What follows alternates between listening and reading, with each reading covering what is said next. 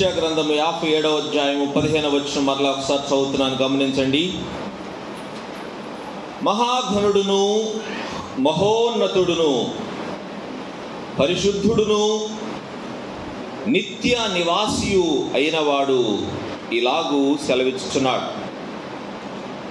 నేను మహోన్నతమైన పరిశుద్ధ స్థలములో నివసించువాడను, అయినను వినయము గల వారి ప్రాణమును ఉజ్జీవింప చేయుటకును, నలిగిన వారి ప్రాణమును ఉజ్జీవింప చేయుటకును, వినయము గల వారి యొద్దను దీన మనస్సు కలవారి యొద్దను నివసించుచున్నాను. కృప కలిగిన తండ్రి, ప్రేమ కలిగిన మా యేసయ్య, ఈ పరిశుద్ధ నామమునకు వందనాలు, స్తుతులు, స్తోత్రములు చెల్లిస్తూ ఉన్నాం. ఈ ఉదయకాలము మీ సన్నిధిలో మీ వాక్యంను ధ్యానించే ధన్యత మీరు మాకు అనుగ్రహించినందుకు వందనాలు ప్రభువా. ఈ మాటలు జీవము కలిగినవి, శక్తి కలిగినవి, ఆయన ప్రాణములను తెప్పరిల్ల చేసే మాటలు ప్రభువా. కృప చూపించండి, సహాయం చేయండి. ఈ మాటలు ధ్యానిస్తూ ఉండగా ప్రభువా, ఈ మాటలను అర్థం చేసుకొని జ్ఞానము మాకు దయచేయండి. మెల్లని స్వరమును వినుటకు నాయన మాకందరికీ సహాయము చేయమని వేడుకుంటున్నాను. పరలోక సింహాసనము నుండి నన్ను మమ్మను దర్శించమని వేడుకుంటున్నాను. నిలువబడిన మీ దాసుని మీ సిలువ చాటను మరుగుపరచండి, బలమైన సాధనముగా వాడుకోనండి. వినగల చెవి, నన్ను గ్రహించగలిగిన మనస్సు, వాక్యమును భద్రపరుచుకొని హృదయము ప్రతి ఒక్కరికి అనుగ్రహించమని, మీ ఆధీనంలోకి మమ్మల్ని తీసుకొనమని అపవాదిని అంధకార శక్తులను బంధిస్తూ యేసయ్య నామములో విన్నపములు అడిగి వేడుకుంటున్నాము తండ్రి, ఆమేన్. ఈరోజు మనం చదువుకున్న వాక్య భాగంలో దేవుడు ఎవరో 4 మాటల్లో యెషయా భక్తుడు రాసినాడు. దేవుడు ఎంత గొప్పవాడు, ఆయన ఏం చేస్తారు అనే విషయాలు ఇక్కడ వ్రాయబడినాయి. దీన మనస్సు అనగానే మన జ్ఞాపకం చేసుకోవాల్సింది దేవుణ్ణే. ఎందుకంటే దేవుని మాటలే దానికి నిదర్శనం అన్నమాట. దేవుడు ఎంత గొప్పవాడో మనందరికీ తెలుసు. వాక్యములో యెషయా భక్తుడు వ్రాసిన మాటలు చూడండి. యెషయా 57:15లో దేవుడు ఎటువంటి వాడో అని పరిచయం చేస్తున్నాడు యెషయా. దేవునికి ఉన్న పేర్లు ఏంటో ఒక 4 పేర్లు ఆయన మనకి పరిచయం చేస్తున్నాడు. వాటిలో మొట్టమొదటిది ఏంటంటే మహాఘనుడు. మహాఘనుడు అనే మాట ఆయన వ్రాస్తా ఉన్నాడు. రెండవది మహోన్నతుడు. మహాగణుడికి మించిన మాట ఇంకేమన్నా ఉంటే మనం కొత్తది కనిపెట్టాలి. దాన్ని మించిన మాట లేదు. మహాగణుడు, ఆయన కంటే ఘనులైన వారిక ఎవరు లేరు. మహోన్నతుడు, ఆయన కంటే ఉన్నతమైన వారు మరెవరు ఇక లేరు, కనపడరు, చరిత్రలో ఎవరు లేరు. మూడవ మాట పరిశుద్ధుడు. పరిశుద్ధుడు, హోలీ, మోస్ట్ హోలీ, అత్యంత పరిశుద్ధుడు. ఆయనను మించిన పరిశుద్ధులు ఇక లేదు. నాలుగవ మాట నిత్య నివాసి. నిత్య నివాసి, one who lives for ever. నిత్య నివాసి, నిత్యము జీవించువాడు, నిత్యము జీవించేవాడు, నిత్యము బ్రతికి ఉన్నవాడు, నిత్యము నివసించేవాడు. ఈ 4 పేర్లకి ఆల్టర్నేట్ పేర్లు ఏమి లేవు. ఇంకా వేరే పేర్లతోటి వీటిని మనం మరి మారుద్దాం అనుకోవటానికి అవకాశమే లేదు. ఈ 4 పేర్లు అద్భుతమైన పేర్లు. మోషే భక్తుడు ఒకసారి అడుగుతాడు, బర్నింగ్ బుష్, మండుచున్న పొద దగ్గర దేవునితో ఆయనకి ఎన్కౌంటర్. దేవునితో మాట్లాడుతూ ఉన్నప్పుడు, అయ్యా నేను అక్కడికి వెళ్ళి నువ్వు ఎవరవని నేను చెప్పాలి వాళ్ళకి, వాళ్ళు నన్ను నమ్ముతారో లేదో, నేను కూడా ఒక సామాన్య మానవుణ్ణి కదా, మరి నన్ను ఫరో దగ్గరికి వెళ్ళమంటున్నావు, ఫరో దగ్గర నుంచి నా ప్రజల్ని విడిపించు అంటున్నావు, ఇంత గొప్ప పని నాకు అప్పగిస్తున్నావు, మరి ఇశ్రాయేలీయులు అసలు నన్ను నమ్ముతారా?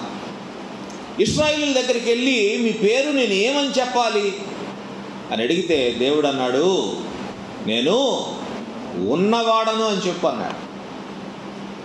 అయాం హూ అయాం, నేను ఉన్నవాడను అయాం హూ అయాం అంటే నేను ఎల్లప్పుడూ ఉండేవాడను, అన్నాడు.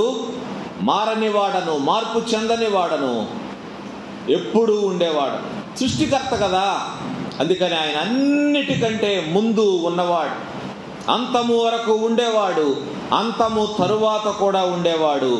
ఆయన శాశ్వతమైన దేవుడు, శాశ్వతుడు. He lives for ever. ఆయనకు వేరే మార్పు లేదు.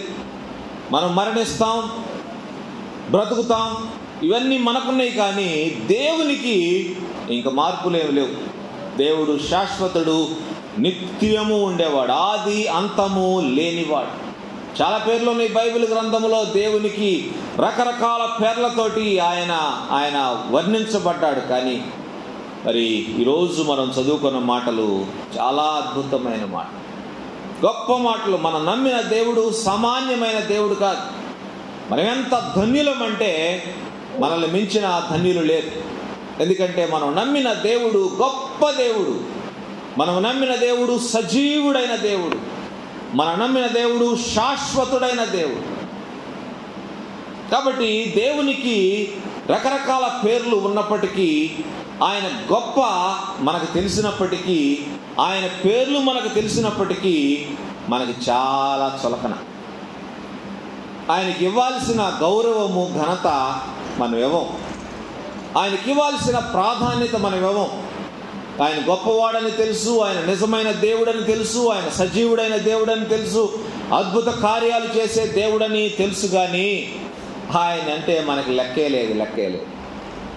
చాలా చులకన. ఆయన అంటే భయమే లేదు, ఆయన మీద నమ్మకం లేదు, చాలా చులకన. చర్చికి వస్తుంటాం, పోతుంటాము, వాక్యం వింటుంటాం, పోతుంటాము. చర్చికి కూడా మన ఇష్టం వచ్చినప్పుడు వస్తాము, మన ఇష్టం వచ్చినప్పుడు పోతా ఉంటాము. పాత నిబంధన దేవుడు, పాత నిబంధన శిక్షలు, పాత నిబంధనలో ఉన్న ధర్మశాస్త్రము, పాత నిబంధనలో ఉన్న కట్టడలు అయినట్లయితే మనం చూపే ఈ చులకన స్వభావానికి క్షణం కూడా బ్రతికుండే వాళ్ళం కాదేమో. దేవుని పేరు ఉచ్చరించడానికి కూడా ఇశ్రాయేలీయులకి వణుకు అన్నమాట, వణుకు. ఆయన పేరు ఉచ్చరించాలంటే వాళ్ళకి చాలా పవిత్రత కావాలా. ఆయన పేరు చేత్తో రాయాలంటే చాలా పవిత్రత కావాలా. వణికిపోతారు. కానీ ఏది మనకు వణుకుడు? భయమే లేదు. మన ఇష్టం వచ్చినట్లుగా మనం వస్తూ ఉంటాం, ఇష్టం వచ్చినట్లుగా పోతూ ఉంటాం. ఆలోచించేయండి. పాత నిబంధనలో శిక్షలు మీకు జ్ఞాపకం చేస్తే హడిలిపోతాం. విశ్రాంతి దినమును పరిశుద్ధముగా ఆచరించుటకు జ్ఞాపకముంచుకొనుము, ప్రధానమైన ఆజ్ఞ వాళ్ళకి. మరి అటువంటి విశ్రాంతి దినాన ఒక పేదవాడు అనుకుందాం, ఒక మరి ఇంట్లో ఇబ్బంది ఉన్నవాడు అనుకుందాం, కట్టెలు కొనుక్కోలేని స్థితిలో ఉన్నవాడు అనుకుందాం, ఏదో ఆయనకున్న సమస్యలు ఏంటో మనకు తెలియదు, ఆర్థికంగా లోటు బడ్జెట్లో ఉన్నాడేమో, ఆయనకు వచ్చిన జీతం అంతా అయిపోయిందేమో. అటువంటి ఒక వ్యక్తి పాపం విశ్రాంతి దినాన ఏం చేశాడంట?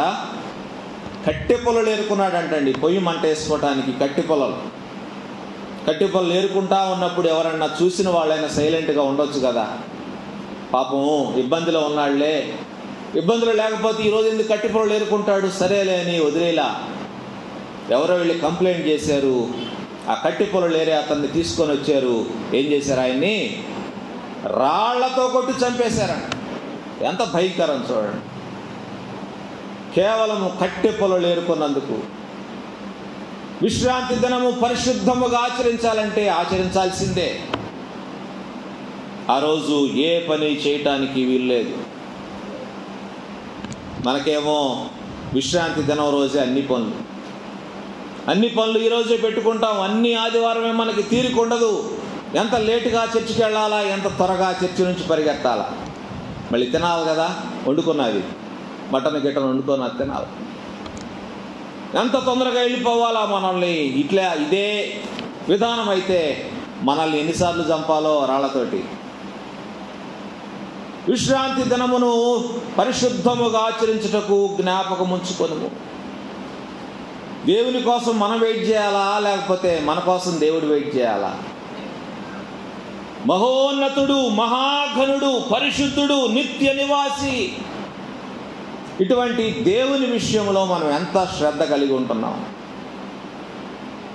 ఎంత జాగ్రత్త కలిగి ఉంటున్నాం, ఎంత భయము కలిగి ఉంటున్నాం మనం. ఆలోచన చేయవలసిన సంగతి ఇది.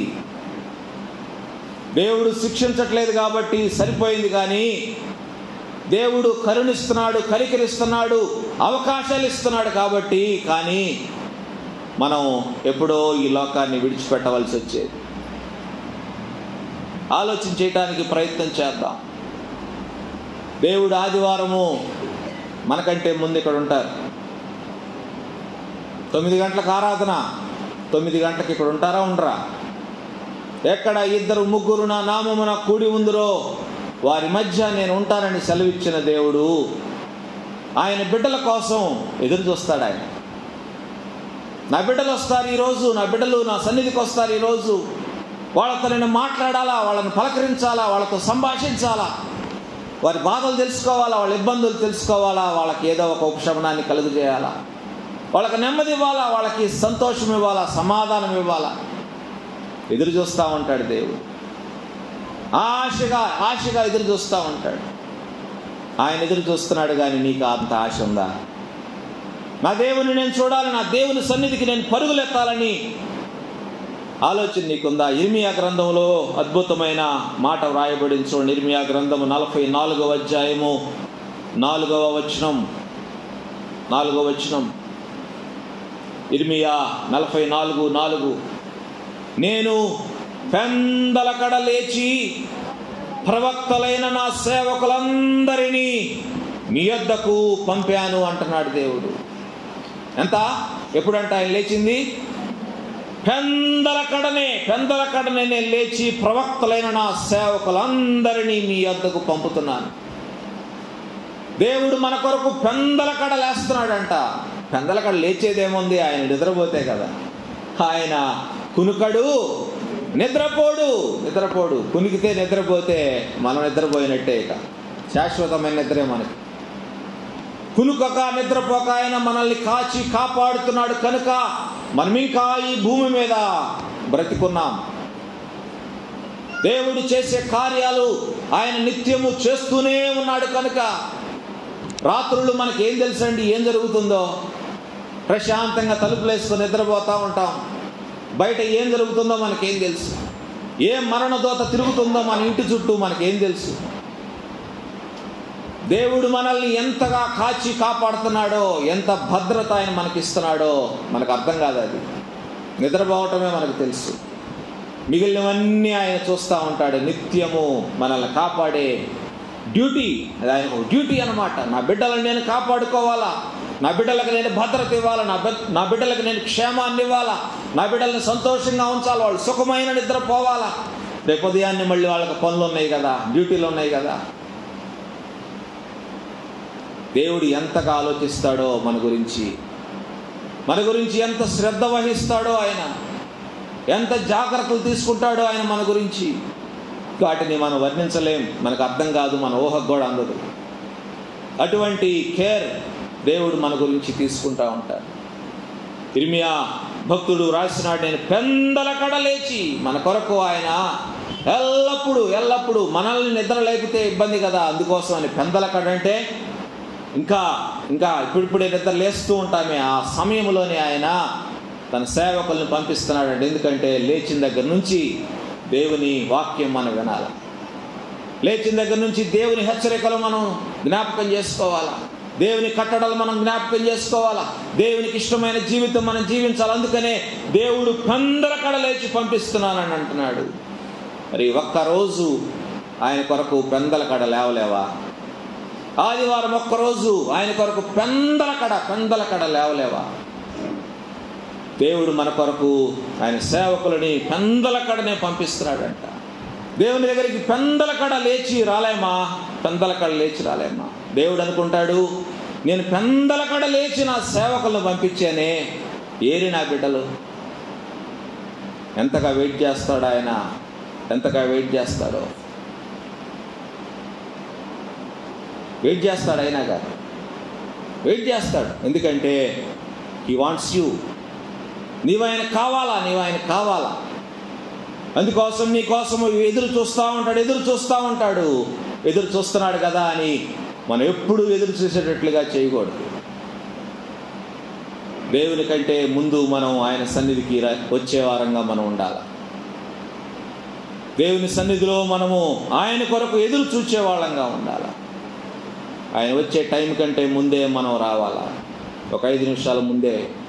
పనులు ఉంటాయి, ఆటంకాలు వస్తాయి, డ్యూటీలు ఉంటాయి, ఇబ్బందులు వస్తాయి, అనారోగ్యాలు వస్తాయి, ఆటంకాలన్నీ ఈరోజే వస్తాయి మనకి.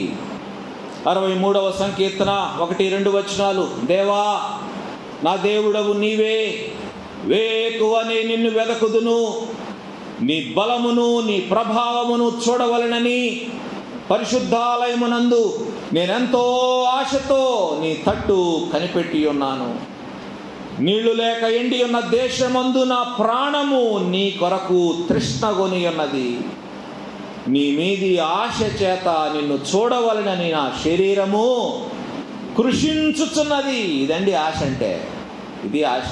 దేవుని సన్నిధిలో ఉండాలని దావీదు భక్తునికి ఆశ. రాజు కదా, ఎన్నో పనులుంటాయి ఆయనకి, రాజకార్యాలు ఎన్నో నెరవేర్చవలసినవి ఉంటాయి, ప్రజలతో మాట్లాడాలా, ఎన్నో రకాల పనులు ఆయనకు ఉన్నప్పటికీ, దేవా నా దేవుడవు నీవే, వేకువనే నేను లేచేది. ఆఫీస్ టైమే, దేవుని టైమే. నేను ఇంకా వేకునే లేస్తాను ప్రభువా నీ కోసము. వేకునే లేచి, ఎందుకు నేను వేకునే లేస్తానంటే నీ బలమును నీ ప్రభావమును చూడాలని పరిశుద్ధాలయమునందు నేను ఎంతో ఆశతో నీ తట్టు కనిపెట్టి ఉన్నాను. నీళ్లు లేక ఎండి ఉన్న దేశమందు నా ప్రాణము నీ కొరకు తృష్ణగొని ఉన్నది. నీళ్లు లేక ఎండి ఉన్న దేశము, నీళ్లు లేక ఎండిపోయిన దేశం ఎట్లా ఉంటుంది? నీళ్ల కోసం తహతహలాడుతూ ఉంటుంది. ఎప్పుడు వస్తాయి నీళ్లు, ఎప్పుడు ఈ దేశము మళ్ళీ వర్షంతో నిండిపోద్ది, నీళ్లతో నిండిపోద్ది అని ఎదురు చూస్తూ ఉంటుంది. నీళ్ల కోసం ఎంత ఆశగా ఎదురు చూస్తుందో అటువంటి ఆశను నేను కలిగి ఉన్నాను ప్రభువా అంటున్నాడు. ఇంకా అంటున్నాడు, నీ మీది ఆశ చేత నిన్ను చూడవలెనని నా శరీరము కృషించుచున్నది. శరీరం కూడా కృషించిపోతున్నట్ట దేవుని కొరకు ఎదురు చూచటంలో. ఈ ఆశ వలనే దావీదు దేవునికి ఇష్టానుసారుడు కాగలిగాడు. ఇటువంటి కోరికలు ఆయనకు ఉన్నాయి కాబట్టే ఆయన దేవునికి ఇష్టానుసారుడు కాగలిగినాడు. 27వ సంకీర్తన 4వ వచనంలో కూడా అంటాడు, యెహోవా యొద్ద ఒక్క వరము అడిగితిని, దానిని నేను వెదకుచున్నాను. ఏంటి ఆ వరము? ఏంటి ఆయన కోరిన వరము? చదవండి ఎవరన్నా.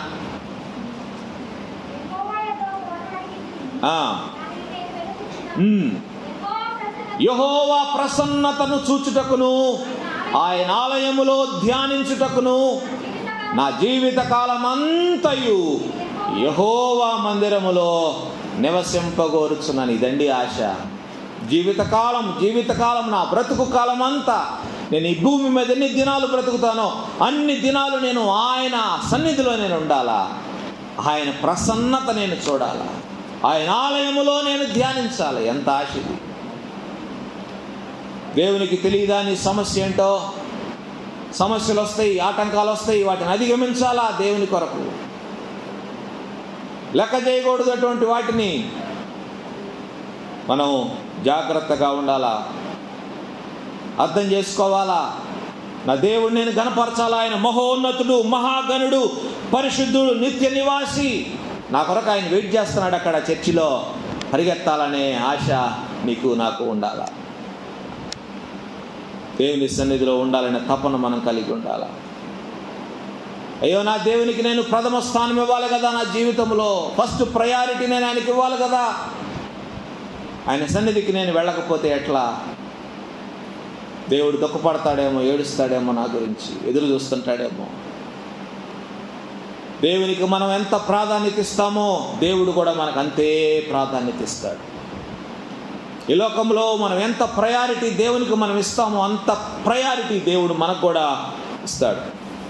మన జీవితంలో ప్రథమ స్థానం మనం ఆయనకి ఇవ్వగలిగితే దేవుడు మనకు కూడా అదే స్థానాన్ని ఇస్తాడు. తక్కువ చేయడు, అన్నడు తక్కువ చేయడు. దేవుని వాగ్దానం అది, నేను నా బిడ్డలని తలగా ఉంచుతాను కానీ తోకగా ఎన్నడూ ఉంచను.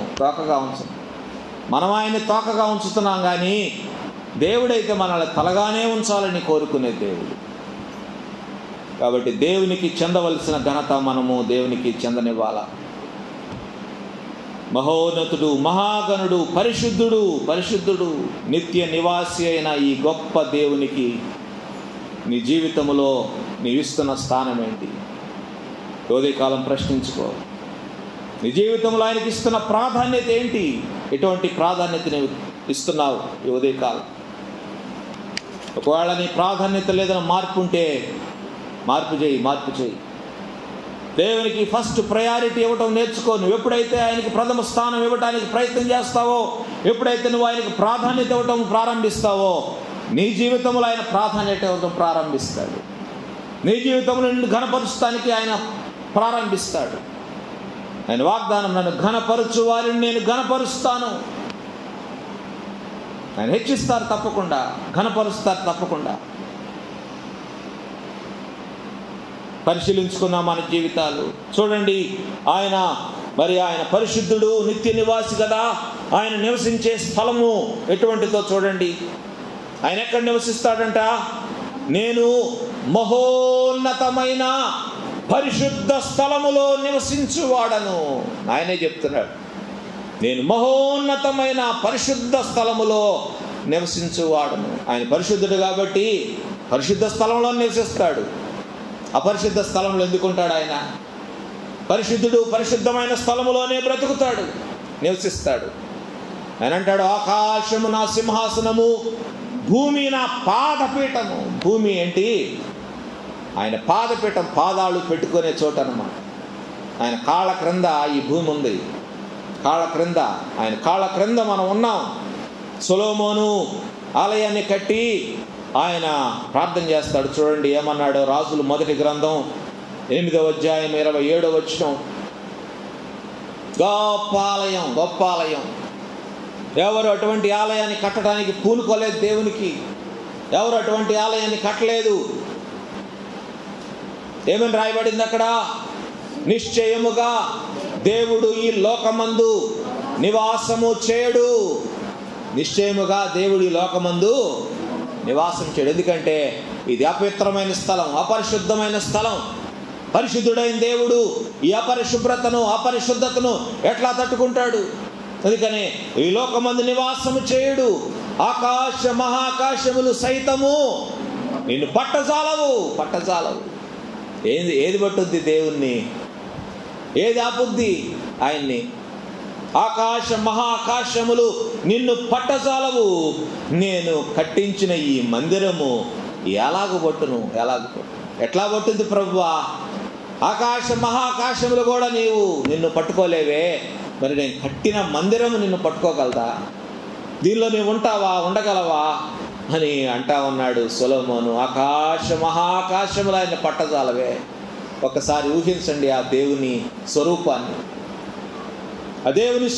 ఒకసారి ఊహించండి. యెషయా భక్తుడు అంటాడు, మరి ఆయన రూపాన్ని చూశాడు యెషయా భక్తుడు, కన్నులారా చూశాడంట. యెషయా 6:1-3 వచనాలు. రాజు అయిన ఉజ్జియా మృతి నొందిన సంవత్సరమున అత్యున్నతమైన సింహాసనమందు ప్రభువు ఆసీనుడై ఉండగా నేను చూచితిని. I have seen the lord. ప్రభువును చూశాడంటే ఎక్కడున్నప్పుడు? అత్యున్నతమైన సింహాసనమందు ఆయన ఆసీనుడై ఉన్నప్పుడు, అత్యున్నత సింహాసనమందు ఆసీనుడిగా ఉన్నప్పుడు చూశాడంట. ఆయన చొక్కాయి అంచులు దేవాలయమును నిండుకొనెను. ఆయనకు పైగా శరాపులు నిలిచి ఉండిరి. ఒక్కొక్కరికి 6 రెక్కలుండెను.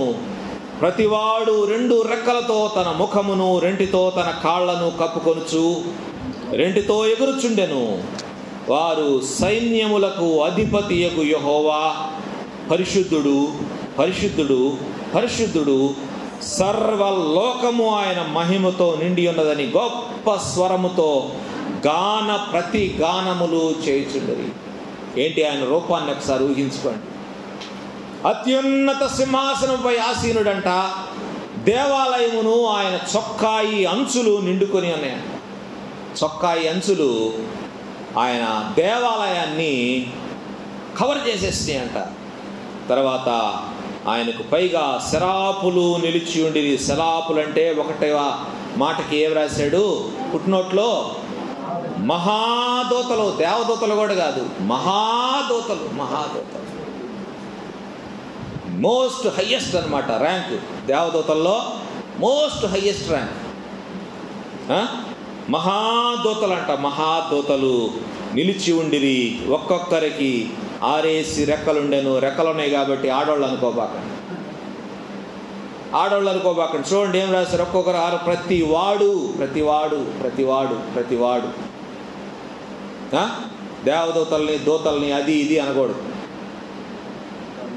దేవదూతలు మగవాళ్లే, మగవాళ్లే. ఆయన దూతలు మగవాళ్లే, దేవుడు మగవాడే, సాతాను కూడా మగవాడే. సాతాను కూడా అది ఇది అంటూ ఉంటారు. కాబట్టి అది వాక్యము చూడండి జాగ్రత్తగా. ప్రతివాడు 2 రెక్కలతో తన ముఖమును, 2తో తన కాళ్లను కప్పుకొనుచు 2తో ఎగురుచుండెను. వారు ఏమని పాడుతున్నారంట? సైన్యములకు అధిపతియగు యెహోవా పరిశుద్ధుడు, పరిశుద్ధుడు, పరిశుద్ధుడు అని ప్రతిగానాలు చేస్తూ ఉన్నారు. దేవుణ్ణి స్తుతిస్తూ ఉన్నారు. అటువంటి గొప్ప దేవుడు, అటువంటి గొప్ప దేవుడు ఎక్కడ ఉండటానికి ఇష్టపడ్డాడో తెలుసా? ఎక్కడ? అయినను అనే మాట వ్రాసాడండి యెషయా గ్రంథంలో. నేను మహోన్నతమైన పరిశుద్ధ స్థలములో నివసించువాడను. తర్వాత అయినను వినయము గల వారి ప్రాణమును ఉజ్జీవింపచేయుటకును, నలిగిన వారి ప్రాణమును ఉజ్జీవింపచేయుటకును, వినయము కలవారి యొద్దను, దీన మనస్సు కలవారి యొద్దను నివసించుచున్నాను. చూడండి, పరిశుద్ధుడైన దేవుడు, అత్యున్నత సింహాసనంపై ఆసీనుడు, నిత్యము శరాపులతోటి మహాదూతలతోటి పొగడబడే దేవుడు, పరిశుద్ధుడు, పరిశుద్ధుడు అని కొనియాడబడే దేవుడు ఎక్కడ ఉండటానికి ఇష్టపడ్డాడంట? ఎక్కడ? మనతో, ఈ భూమి మీద మనతో ఉండటానికి ఆయన ఇష్టపడ్డాడు. మత్తయి సువార్త 18వ అధ్యాయం 20వ వచనములో ఆయన మాటలు చూడండి. 2 3 నా నామమున ఎక్కడ కూడి ఉందురో అక్కడ నేను వారి మధ్యను ఉందును. God loves to dwell with the mankind. God loves to dwell with his children. ఎక్కడ 2 3 నా నామమున కూడి ఉందురో వారి మధ్య నేను ఉంటాను. ఫస్ట్ నుంచి, ఆది నుండి ఇదే కదా ఆయన ఆశ. ఆదమవ్వలను సృష్టించినప్పటి నుంచి ఆయన ఆశ ఇదే. ప్రజలతో నేను ఉండాలా, ఈ మనుష్య జాతితోటి నేను ఉండాలా. మానవులు పాపము చేయనంత వరకు దేవుడు వారితో ఉన్నాడు. ప్రతిదినము వారితో సంభాషించేవాడు. ప్రతిదినము వారి యొద్దకు పరలోకము నుండి దిగి వచ్చేవాడు, వారితో మాట్లాడేవాడు.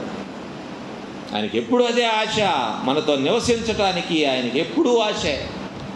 మనతో ఉండాలని, మనలో ఉండాలని, మనల్ని బ్రతికించాలని, మనల్ని బాగు చేయాలని. ఇదే ఆయన ఆశ, ఇదే ఆయన ఆశ. చూడండి, యోహాను సువార్త 14వ అధ్యాయము 24వ వచనంలో యేసయ్య మాటలు గమనించండి.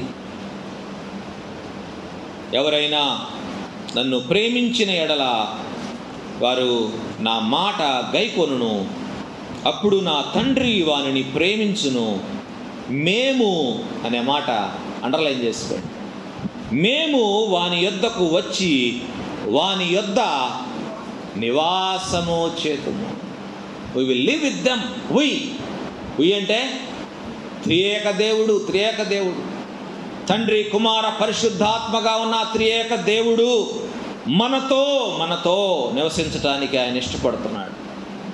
మనతో ఉండటానికి ఆయన ఇష్టపడుతున్నాడు. మేము వాని యొద్దకు వచ్చి వాని యొద్ద నివాసము చేతుము. ఎవరి యొద్ద అంటే ఎవరైతే యేసయ్య మాటలను ప్రేమిస్తారో, ఆయన మాటలు గైకొట్టారో వారి యొద్ద అంట వారు వచ్చి నివసిస్తారంట. తండ్రి, కుమార, పరిశుద్ధాత్మ అనే మరి త్రియేక దేవుడు వారి యొద్ద నివసి. ఇంకా కొంచెం లోతుగా ఆలోచన చేస్తే ఆయన మన చిన్న హృదయములో ఉండటానికి ఇష్టపడ్డారు. మన చిన్న హృదయములో.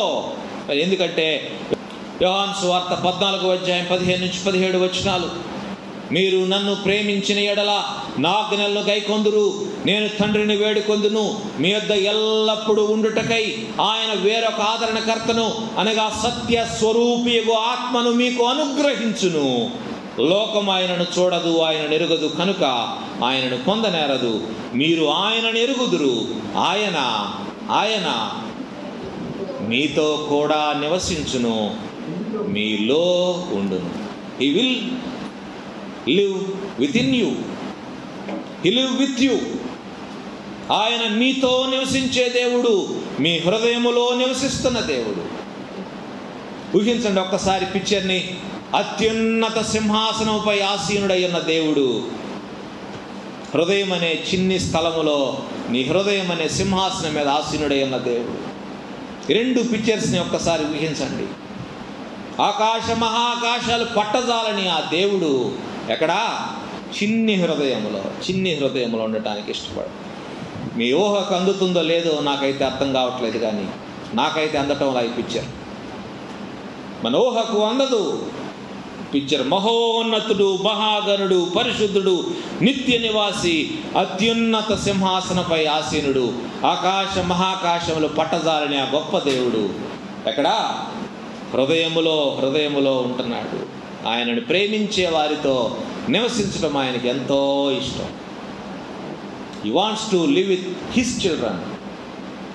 ఎవరైతే ఆయన్ని ప్రేమిస్తారో ఆయన దగ్గర నివసించడం ఆయనకి ఇష్టం. దాని కొరకు ఆయన ఎంతో చేశాడు. నీ చిన్ని హృదయంలోకి రావటానికి ఎంతో చేశాడు. ఎంతో చేశాడు. పరలోకము నుండి ఆయన దిగి వచ్చాడు. ఒక చిన్న మాంసపు ముద్దగా ఆయన మారిపోయినాడు. తనను తాను రిక్తునిగా, ఏమీ లేనివానిగా చేసుకున్నాడు. సృష్టికర్త ఆయన కదా. సృష్టిని చేసిన వాడు రిక్తుడైపోయాడు. ఏమీ లేనివానుగా ఆయన మారిపోయినాడు. దాసుని స్వరూపము ధరించుకున్నాడంట. రాజులకు రాజు, ప్రభువులకు ప్రభువు. ఆయన దాసుని రూపము ధరించుకున్నాడు. దాసుని రూపం. తరువాత శిలువ మరణము పొందాడు. జీవదాత కదా ఆయన. సృష్టిని చేసినవాడు, జీవాన్ని సృష్టించినవాడు, జీవదాత, జీవప్రదాత అయి ఉండి ఆయన శిలువ మరణాన్ని పొందాడు. ఇంకా వ్రాయబడింది, ఆయనకి స్వరూపమైనను సొగసైనను లేదు అని రాశాడు. స్వరూపము, సొగసు లేదు. ఆయన గురించి వర్ణించబడిన మాటలు 10,000లో అతి సుందరుడు, ధవళవర్ణుడు, రత్నవర్ణుడు. అటువంటి దేవుడు ఏమైపోయాడంట? స్వరూపము లేనివానిగా, ఆయనకి సొగసు లేనివానిగా మారిపోయాడు. ఇంకా రాశాడు, మనుష్యులు చూడనొల్లని వానిగా మారిపోయాడంట. ఎందుకు ఇంత కష్టము? ఎందుకు ఇంత త్యాగము? ఎందుకు శిలువ మరణము? ఎందుకు ఇన్ని రూపాలు? ఎందుకు? నీకోసం, నా కోసం నిన్ను బ్రతికించాలని, నీతో కలిసి జీవించాలని. అదే ఆయన తపన. మొదట నుంచి ఆయన కోరిక అదే. ఎందుకు ఇంత ప్రయాస అంటే నీ హృదయంలో చిన్న చోటు సంపాదించాలని, హృదయంలో ఉండాలని ఆయనకి ఇష్టం. హృదయం వెలుపల ఉండటం ఆయనకి ఇష్టం లేదు. భూమి మీదకి దిగి వచ్చాడు, కానీ హృదయంలోకి రానివ్వట్లా ఎవరు. ఏనంటాడు ప్రకటనలో, హృదయం అనేడు తలుపు నద్ద నేను నిలుచుండి తట్టుచున్నాను, ఎవరైనా నా స్వరము విని తలుపు తీస్తే నేను లోపలికి వస్తాను. నువ్వు రాణిస్తే కదా. హృదయాలు మూయబడి ఉంటున్నాయి. కొంతమంది హృదయాలు తెరిచారు, కానీ ఇక్కడ ఇంకా ఆయన్ని బయటికి నెట్టేయడానికి ప్రయత్నం చేస్తున్నారు. కొంతమంది బయటే ఉంచేశారు, లోపలికి రానివ్వటంలా. కొంతమంది ఎందుకు నమ్ముకున్నానా అని బాధపడే వాళ్ళు కూడా లేకపోలేదు. నా ఇష్ట ప్రకారంగా నేను బ్రతకలేకపోతున్నానే, నాకు ఇష్టమైన నేను చేయలేకపోతున్నానే, లోకంలో అందరూ ఎంజాయ్ చేస్తున్నారని నేను ఎంజాయ్ చేయలేకపోతున్నానే, ఇట్లాగ అనుకునేవాళ్ళు కూడా లేకపోలేదు. అప్పుడప్పుడు యేసయ్యని తీసి బయట పెట్టి పాపాలు చేసి వచ్చేవాళ్ళు కూడా ఉన్నారు. ఇటువంటి వాళ్ళు లేకపోలేదు. యువదీ కాలం నీది ఏ స్థితి? యేసయ్యను వెలుపలే ఉంచిన స్థితి, యేసయ్యను లోపల ఉంచుకొని అప్పుడప్పుడు బయటికి నెట్టేయాలని చూస్తున్న పరిస్థితి, లేకపోతే యేసయ్య లేకపోతే బాగుండని కోరుకుంటున్న పరిస్థితి? ఏ స్థితిలో నీవు ఉన్నావో యువదీ కాలం పరీక్షించుకోవాలా. హృదయములో ఉండాలని ఆయన ఆశపడుతున్నాడు. నేను ఎంతగా ప్రేమించాడు ఆయన. పరలోకాన్ని విడిచిపెట్టి వచ్చాడు కదా, తండ్రి పక్కన ఉండవలసిన వాడు ఆ సింహాసనాన్ని విడిచిపెట్టాడు కదా, తన మహిమనంతా విడిచిపెట్టేశాడు కదా. ఎందుకు ఇంత త్యాగం చేశాడు నీ కోసం? ఎన్ని త్యాగాలు చేశాడో తెలుసా ఆయన? నీవు ఆయన హృదయంలోనికే రానివ్వటం లేదే. నీ కోసం ఎన్ని త్యాగాలు ఆయన చేశాడు. నీ కోసం తన ప్రాణాన్ని పెట్టాడు, నీ కోసం తన రక్తమంతా చిందించాడు. ఎంతకంటే ఎవరైనా ఏమైనా చేయగలరా ఒక మనిషి కోసం? ఆ హృదయంలో చిన్న చోటు సంపాదించడం కోసం ఎంతకంటే ఎవరైనా చేయగలరా? ఏమైనా చేయగలరా? నువ్వు నిజంగా ఆయన ప్రేమిస్తున్నావా? ఈ ఉదయకాలం ప్రశ్నించుకో. నీవు ఆయన కోసం ఏం త్యాగం చేస్తున్నావు? ఆయన నీ కోసం, నిన్ను ప్రేమించడం కోసం, నీ హృదయంలో నివసించడం కోసం ఇన్ని త్యాగాలు ఆయన చేశాడు కదా. నీవు ఏ త్యాగం చేస్తున్నావు ఆయన కోసం? ఏ త్యాగం చేస్తున్నావు? ఒకసారి మరి ఆలోచించి. దేవుడు నీ ఆస్తులు ఏమైనా అడుగుతున్నాడా? నీ ఉద్యోగాన్ని వదిలిపెట్టుకొని రమ్మంటున్నాడా? లేకపోతే ఇంకేదైనా చేయమంటున్నాడా? నీ హృదయం చాలు నాకు, నీ ఉద్యోగం నాకొద్దు, నీ ఆస్తులు అంతస్తులు నాకొద్దు, నీ పేరు ప్రతిష్టలు నాకొద్దు, నీ హృదయం ఇవ్వు చాలు, నీ హృదయంలో నేను ఉంటానని దేవుడు బతిమలాడుకుంటాను.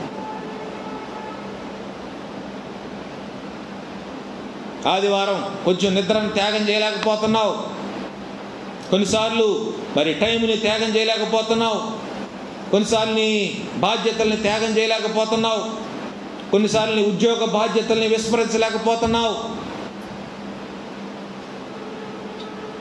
ఆదివారం రెస్ట్ తీసుకునే దినంగా మనకు కనపడతా ఉంది, కానీ దేవుని సన్నిధికి పరిగెత్తాల్సిన దినంగా కనపడట్లా.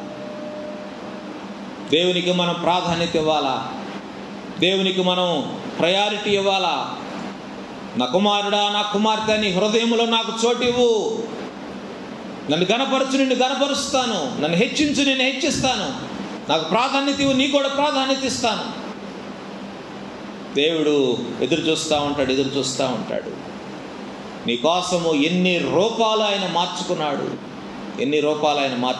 భూమి మీదకి వచ్చిన దగ్గర నుంచి ఆయనకు రూపాలు మారిపోతా వచ్చినాయి. సురూపమైనను సొగసైనను లేదు, కురూపిగా మారిపోయినాడు నీ కోసం, నా కోసం. ఆయన ఎంత గొప్ప కార్యాలు ఆయన చేశాడు నీ కోసం, నా కోసం. నీ దగ్గరికి రావడానికి ఎన్ని రకాలుగా ఆయన మార్పు చెందినాడు. నిన్నేమి నీ రూపాన్ని మార్చుకోమన్నట్లు నా దగ్గరికి రావాలంటే నువ్వు పరిశుద్ధులు అయిపోవాలా, అది చేసుకోవాలా, నువ్వు చేసుకోవాలి, ఇది చేసుకోవాలా. నా దగ్గరికి రావాలంటే నువ్వు తెల్లగా ఉండాలా, నా దగ్గరికి రావాలంటే నువ్వు హైట్గా ఉండాలా, నా దగ్గరికి రావాలంటే నాలాగే నువ్వు ఉండాలని దేవుడు కోరుకోవట్లా. కొంతమంది ఆదివారం అంటే మేకప్లకి మొదలవుతారు. మేకప్లు చాలామంది జుట్లు ఎరబోసుకొని దేవుని సన్నిధికి వస్తూ ఉంటారు. చాలా భయంకరం, అది చాలా భయంకరం. దేవుని సన్నిధికి వెళ్ళేది ఎవరి దగ్గరికి మనం వెళ్తున్నామంటే ఒక మహోన్నతుడు, మహాగణుడు, పరిశుద్ధుడు, నిత్య నివాసి అయిన అతి భయంకరుడైన దేవుని దగ్గరికి మనం వెళ్తున్నాం. భయంకరుడు అంటే ఏమనుకుంటారో, మనల్ని భయపెట్టేవాడు కాదు, రోషము కలిగిన గొప్ప దేవుని సన్నిధిలోనికి మనం వెళ్తున్నాం. ఎంత జాగ్రత్తగా ఉండాలి మనం. కొంతమంది బటన్లు ఇప్పేస్తున్నారు, హై బటన్ పెట్టుకోవట్లా. బటన్లు ఇచ్చింది ఎందుకు? పెట్టుకోవటానికే కదా. హై బటన్లు ఉండవు. చెక్ చేసుకోండి, ఎవరైనా బటన్లు ఇప్పారో. బటన్స్ ఉండాలి, అన్ని బటన్స్ పెట్టుకోవాలా. దేవుని సన్నిధిలో కలెక్టర్ గారి దగ్గరికి వెళ్తే బటన్లు ఇప్పెళ్తామా? కోర్టులోకి వెళ్తే బటన్లు ఇప్పెళ్తామా? టీషర్ట్ వేసుకుని గెట్ అవుట్ అన్నారు, టీషర్ట్ వేసుకొని వస్తే ఒకడు. దేవుని సన్నిధికి టీషర్ట్లు కూడా పనికిరావు. నీట్గా డ్రెస్ చేసుకొని దేవుని సన్నిధికి రావాలా, మంచి డ్రెస్సింగ్తో రావాలి దేవుని సన్నిధికి. చున్నీలు మర్చిపోయి రాబాకండి, చున్నీలు వేసుకొని రండి. చున్నీలు కూడా దేవుని సన్నిధికి వచ్చినప్పుడు జాగ్రత్తగా మనం రావాలా. పబ్లిసిటీ కాదు మనం వస్తుంది దేవుని సన్నిధికి. అతి పరిశుద్ధుడైన దేవుని సన్నిధిలో బహు జాగ్రత్తగా మనం ఉండాలా, బహు జాగ్రత్త. ప్రతిదీ దేవుడు చూస్తూ ఉంటాడు. మందిరమునకు పోవునప్పుడు నీ ప్రవర్తన జాగ్రత్తగా చూచుకోను. ఎందుకు రాశాడు ఆ మాట? దేవుని సన్నిధి అంటే అల్లాటప్ప విషయం కాదు. సినిమాలకు వెళ్ళినట్టు, అక్కడికి వెళ్ళినట్టు మన ఇష్టం వచ్చినట్టు వెళ్ళటానికి వీల్లేదు. Be careful. దేవుని సన్నిధిలో బహు జాగ్రత్తగా ఉండాలి మనం. దేవుడు మనల్ని మేకప్లు వేసుకోమని కోరట్లేదు, మన రంగులు మార్చుకోమని కోరటం లేదు, మన హైట్ మార్చుకోమని కోరటం లేదు, మన శరీర ఆకృతులు మార్చుకోమని కోరటం లేదు. కేవలం నీ హృదయం నాకు కావాలని అడుగుతున్నాడు దేవుడు, అంతే. ఎందుకంటే నీ హృదయంలో ఉండటానికి ఆయనకి ఇష్టం, హృదయంలో ఉండటానికి ఆయన ఆశపడుతున్నాడు. కాబట్టి ఆయన హృదయంలో స్థలం అడుగుతున్నాడు. రోమాపత్రిక 12వ అధ్యాయం 2వ వచనం గమనించండి. రోమాపత్రిక 12వ అధ్యాయం 2వ వచనం పౌలు గారు చక్కగా వ్రాసినాడు. దేవునికి మార్పు చెందిన మనస్సు కావాలా. మీరు ఈ లోక మర్యాదను అనుసరింపక ఉత్తమమును అనుకూలమును సంపూర్ణమునయ్యున్న దేవుని చిత్తము ఏదో పరీక్షించి తెలుసుకున్నట్లు మీ మనస్సు మారి నూతన మగుట వలన రూపాంతరము పొందుడి. రూపాంతరం, ట్రాన్స్ఫార్మ్ యువర్ సెల్ఫ్. రూపాంతరము పొందాలా, తప్పులు ఒప్పుకోవాలా, మనం పశ్చాత్తాపడాలి దేవుని సన్నిధిలో, మనస్సు మార్చుకోవాలా, నూతన స్వభావాన్ని ధరించుకోవాలా, రూపాంతరము చెందాలా, నూతన సృష్టిగా మారాలా. ఉందా నీ జీవితంలో ఏదైనా మార్పు? దేవుని సన్నిధికి మనం వచ్చినప్పుడు మన జీవితంలో మార్పు ఉండాలా. మార్పు ఉంటే నీ జీవితంలో మార్పు ఉందంటే ఆ మార్పు నీ జీవితంలో ప్రతి విషయంలో కనపడాలా. నీ అలవాట్లలో ఆ మార్పు కనపడాలా, నీ మాటల్లో ఆ మార్పు కనపడాలా, నీ చూపుల్లో ఆ మార్పు కనపడాలా, నీ ప్రవర్తన అంతటిలో ఆ మార్పు కనపడాలా. నీ ప్రవర్తనలో మార్పు లేదు అంటే నీ జీవితంలో ప్రభువే లేడని అర్థం, ప్రభువుకు స్థానమే లేదని అర్థం. మనస్సు మారి రూపాంతరం చెందాల. ప్రభువుకు నీ హృదయంలో స్థానం ఇవ్వు. నీ జీవితాన్ని ఆయన మార్చివేస్తాడు, నీ బ్రతుకును మార్చివేస్తాడు. ఎక్కడేసిన గొంగళి అక్కడే అన్నట్టుగా ఉన్నాయి క్రైస్తవ బ్రతుకులు. ఇది నాన్న, ఏ అభివృద్ధి లేదు, ఏ ఎదుగుదల లేదు, ఎక్కడేసిన వాళ్ళు అక్కడే. జీవితంలో, కుటుంబంలో, ఉద్యోగ విషయాల్లో ఏ వృద్ధి లేని బ్రతుకులు బ్రతుకుతా ఉన్నారు ఇంకా. ఎందుకంటే హృదయంలో దేవునికి ఇవ్వాల్సిన ప్రాధాన్యత ఇవ్వటం వల్ల, దేవునికి ఇవ్వాల్సిన ప్రయారిటీ ఇవ్వటం వల్ల అందుకే జీవితాల్లో ఎదుగు బొదుగు లేకుండా ఉండిపోతున్నారు. ప్రభువుకు స్థానం ఇవ్వటం నేర్చుకుందాం. ఈ హృదయంలో దేవునికి చోటివ్వు. ఈరోజైనా ఆలస్యమైపోతూ ఉంది. దినాలు బహు కొద్దిగా ఉన్నాయి, సమయం బహు కొద్దిగా ఉంది. సాతానికి అర్థమైంది కానీ మనకు అర్థం కావటం. అపవాది తనకు సమయము కొంచెమే అని తెలుసుకొని బహు క్రోధము కలవాడై మీ యొద్దకు దిగి వచ్చి ఉన్నాడు. వాడంతటా వాడే డైరెక్ట్గా రంగంలోకి దిగాడు అంటారు చూడండి. రంగంలోకి దిగాడు. He is on duty 24/7. 24 గంటలు వాడు డ్యూటీ చేస్తున్నాడు. ఎందుకంటే వాడికి సమయము కొంచెముగా ఉంది. నువ్వు ఎప్పుడు అర్థం చేసుకుంటావు ఇంకా సమయము లేదని? సమయం ఇంకా కొంచెం ఉందని ఇంకా ఎప్పుడు అర్థం చేసుకుంటావు నువ్వు? ఈరోజు చూసిన వాళ్ళు రేపు ఉండటం లేదండి. మొన్న మా అన్న కెనడా నుంచి వస్తే ఒక ఆయన నైట్కి రేపు వెళ్ళిపోతున్నాడని తెలుసుకొని ఒక ఆయన నైట్కి హైదరాబాద్ నుంచి వచ్చాడు అన్నం చూడాలని. ఏంటన్నా ఇంత హడావుడిగా వచ్చావంటే, ఏమోరా రావాలనిపించింది. ఈరోజు చూసిన వాళ్ళు రేపు కనపట్టలేదు, ఏమవుద్దో అర్థం కావట్లేదు, అందుకని చూద్దామని వచ్చాను. మళ్ళీ కెనడా నుంచి వాడు ఎప్పుడు వస్తాడు, నేను ఎప్పుడు వస్తాను, చూడగలనో లేదో.